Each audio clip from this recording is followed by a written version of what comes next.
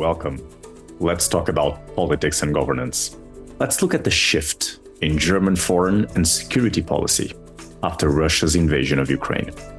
I have invited Patrick Mello from the Vrije Universiteit Amsterdam in the Netherlands to explain to us how Chancellor Scholz's watershed declaration is transforming Germany's role in Europe and beyond, from defense spending to alliance commitments.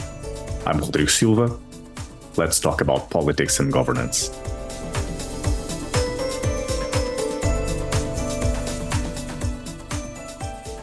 Patrick, welcome to our episode.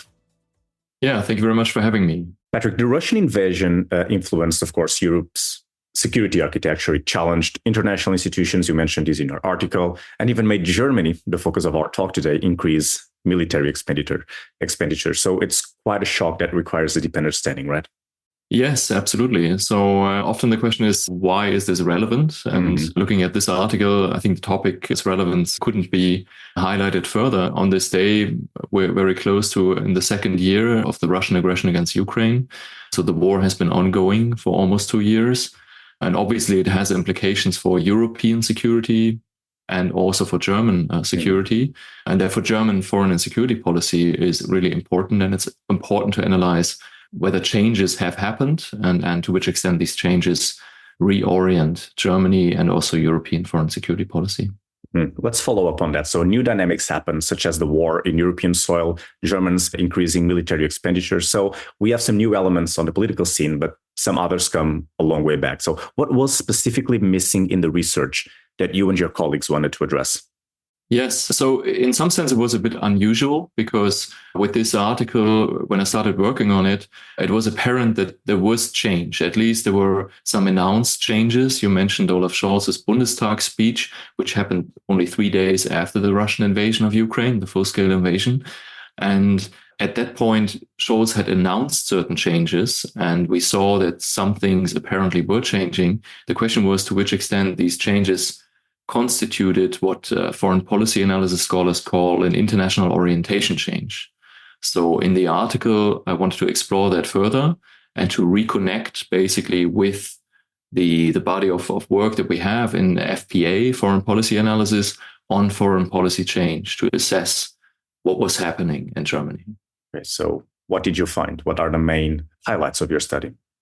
Yeah, so basically 3 things. I looked into Chuck Herman's definition of international orientation change, which involves change in an actor's role, its self-conception. So for that part, I looked into German governmental actors' self-conception of Germany's role, of their own role in foreign policy. And clearly that had changed. You might argue that these changes have been small, but I would say it's a redefinition of Germany's role. At least we see clear movement there away from a civilian power conception, which was a traditional understanding of Germany, towards a more robust understanding, also towards being a guarantor of European security, as Olaf Scholz framed it at some point.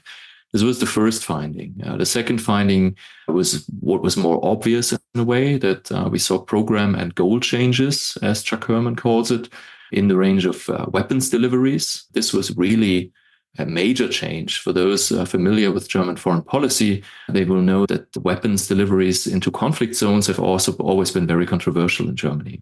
And there has been a cross-party consensus also into the Russian-Ukrainian conflict that Germany would not send any weapons. And this changed with the full-scale invasion and then also Scholz's Zeitenwende speech. We also saw changes with regards to the defense budget, 100 billion euros additionally spent, which required a constitutional change. This was another major change when you compare it across European countries. Nothing like that happened anywhere else, basically.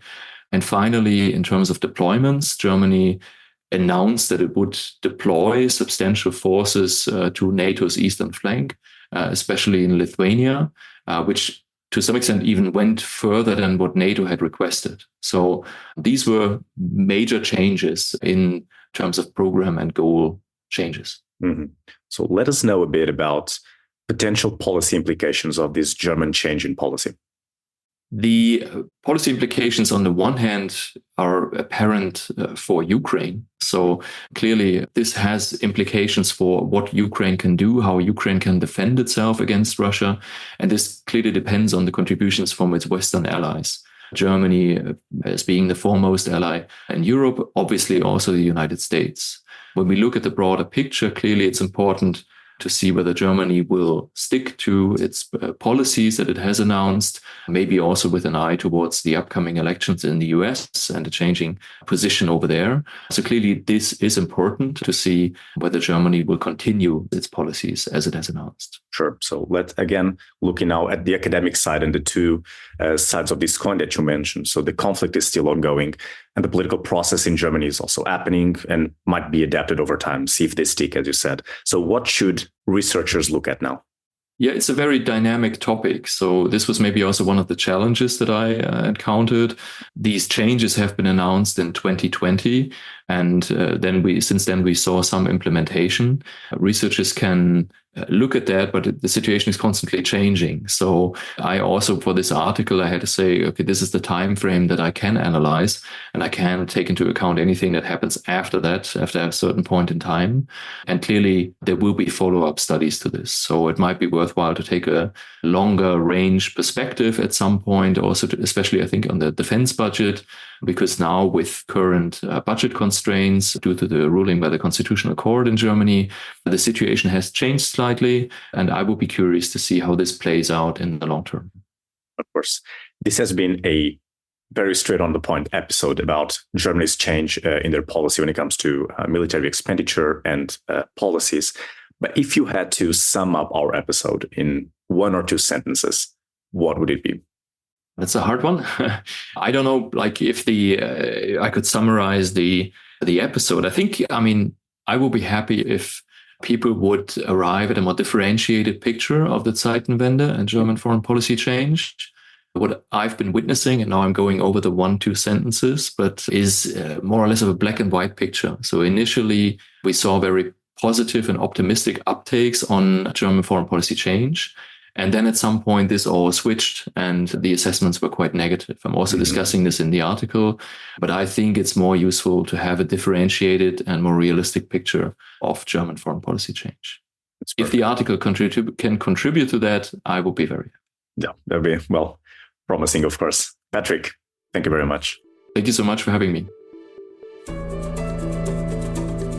This podcast is powered by Cogitatu Press.